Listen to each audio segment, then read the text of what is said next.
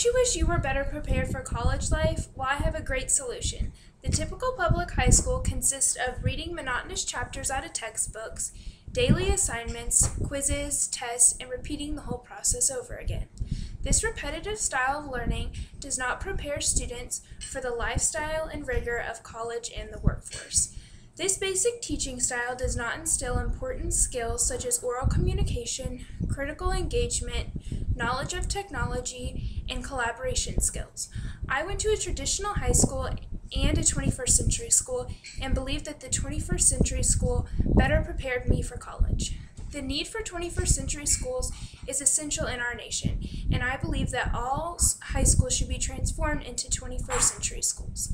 Today I'm going to tell you about 21st century schools, what skills you learn at 21st century schools, and the importance of those skills. I transferred to New Tech High at Coppell, a 21st century school, from my traditional high school my sophomore year of high school, and I was introduced to 21st century learning, and learning it truly was. 21st century learning is a whole new world designed to better prepare for college and eventually the workforce. Instead of reading textbooks, doing pointless worksheets, and taking tests, 21st century schools engage their learners and motivate them to learn by applying the content to interesting and real-world projects. There are occasional tests to test individuals' knowledge, but most work is done in groups. Technology is also an important component of 21st century learning. Today, so many things are done electronically, so by giving each student a computer, it not only teaches them about computers and technology, but also about responsibility. Teachers at 21st century schools use a different teaching technique also. Instead of being called teachers, they are called facilitators. So instead of just sitting teaching students, they are facilitating their own learning process. All of these different learning and teaching techniques help give teenagers the skills needed to succeed. When students are forced to read never-ending textbooks, listen to long lectures, they are not engaged in the learning process. They might retain some of the content, but they are not learning important skills to make them competitive.